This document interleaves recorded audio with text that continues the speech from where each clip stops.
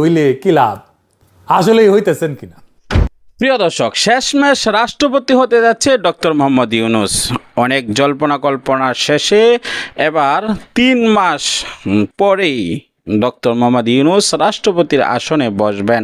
এখন ভারপ্রাপ্ত রাষ্ট্রপতি হিসাবে স্পিকার হাফিজউদ্দিনের সময় শেষ হওয়ার সাথে সাথে ৯০ দিন পর ডক্টর মোহাম্মদ ইউনূসকেই বসাবেন রাষ্ট্রপতির আসনে।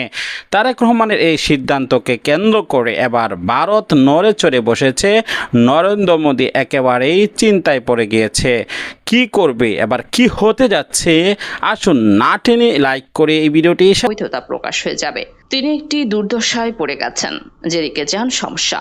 ডক্টর ইউনূস নিজে এখনো কোনো প্রকাশ্যে বিবৃতি দেননি, তবে তার কাছের লোকেরা জানাচ্ছে যে তিনি তারেক রহমানের সম্পূর্ণ ভিডিওটি দেখলেন, বুঝতে পেরেছেন ভিডিওটি গুরুত্বপূর্ণ। এবার শেষমেশ তারেক রহমান ডক্টর মোহাম্মদ ইউনূসের প্রতি বিশ্বাস করেছেন এবং ডক্টর মোহাম্মদ ইউনূসের প্রতি আস্থা রেখেছেন। এবার রাষ্ট্রপতি যদি ডক্টর মোহাম্মদ ইউনূস হয়, তাহলে আপনার কি মতামত, কেমন হবে এবং কিভাবে দেশ পরিচালনা করবে, অবশ্যই মতামতটি কমেন্টস বক্সে জানিয়ে দেবেন। বিদায় নিচ্ছি, দেখা হবে অন্য ভিডিওতে। ভালো থাকুন, সুস্থ থাকুন। আসসালামু আলাইকুম রহমতুল্লাহ।